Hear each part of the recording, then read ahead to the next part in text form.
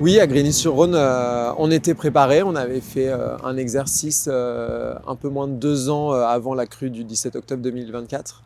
Un exercice, alors c'était prévention crue du Rhône et pas du Garonne, mais voilà, un exercice similaire qui avait préparé les services municipaux au déclenchement du plan communal de sauvegarde. Après, bah voilà, on va dire qu'un exercice prépare, met en condition, ce qui prépare mieux à gérer cette crise, eh ben, c'est de la vivre directement.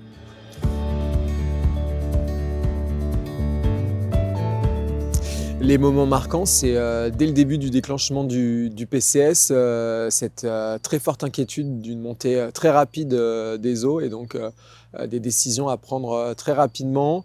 Ce qui m'a marqué du coup, c'est l'élargissement en fait de ce PC de crise, des agents mobilisés.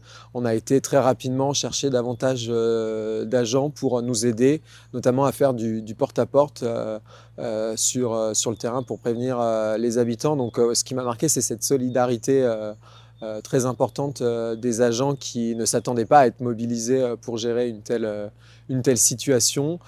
Il y a eu effectivement l'évacuation d'une école, donc évacuer des enfants avec leur personnel, ça reste marquant, mais tout comme évacuer les personnes âgées de bâtiments proches du Garonne. Donc ouais, ça fait partie de la gestion de crise.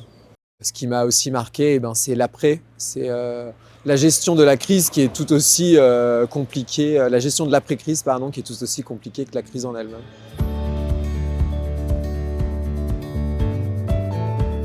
Ce que je retiens, et ce qui a été, on va dire, une bonne chose dans cette gestion de crise, c'est qu'elle est arrivée le matin, aux horaires où les agents arrivent à leur poste.